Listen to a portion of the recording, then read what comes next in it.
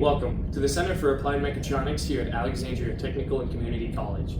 I'm Kane Sand. I'm Adam Klavaki. I'm Spencer Vanderpool. And I'm Xander Tearway, and this is our final project, the package sorting elevator. During this project we had two phases, the design phase and the build phase. Each phase took 6 weeks. Design phase we had to basically design and model every part in this project. The build phase we had to basically machine every part and basically assemble every single part.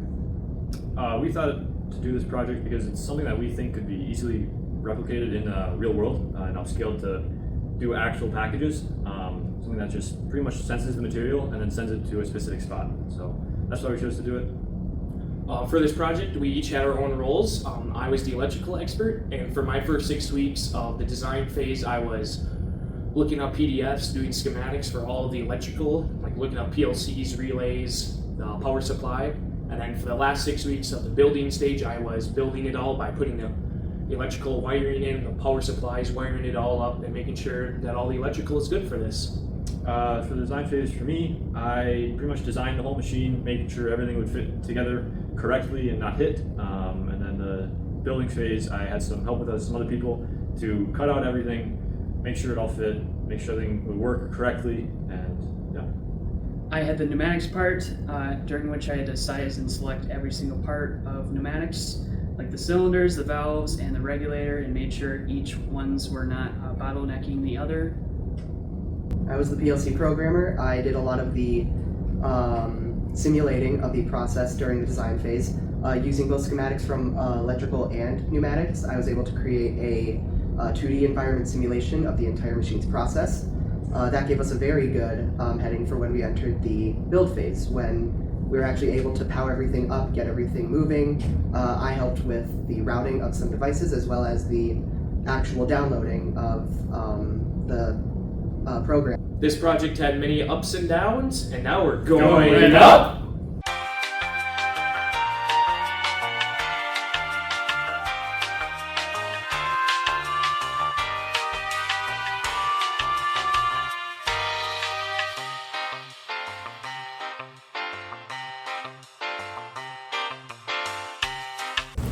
So for one of my parts I had to do for this, I had to come with the SolidWorks of all the electrical aspect on the panel.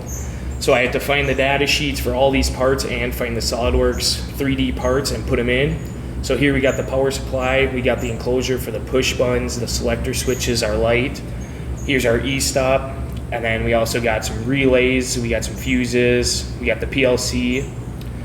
So that was kind of main part. A good portion was doing all the aspect on SolidWorks. Took a few weeks, and then my other big part was also the installation of wires. So here we got the power supply. It comes in and down through the E-stop, which then comes out to the power side of the terminals, and then the negative side. So then for these are all our input wires. So our inputs, are our limit switches on the top and bottom floors. We also have 2 inductive proxies and a capacitive prox to determine if the package is present. Then we also have the motor that comes up and around. So then those wires again come through here and they come out for the input side of the PLC. And then for the outputs, they come out on the bottom side, they come up and come through the fuses and then go out to wherever they need to go. I'm Adam Klavaki. I was the CAD and mechanical expert on the package elevator. So what I mainly did was design the entire system and make everything fit perfectly together and make sure nothing hits when it all runs nicely. So what I mainly did for the mechanical standpoint is cut all the 80/20, drill and tap it so it would go together nicely, kind of do all the adapter plates for the cylinders, adapter plates for the sensors. We had to do this rack and pinion for our elevator to physically go up.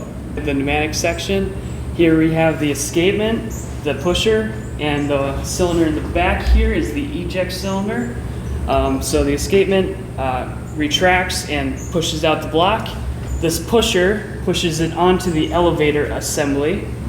And then this eject cylinder, when it gets to the right floor in the program, it ejects it onto its respective floor. Here we have the actual schematic.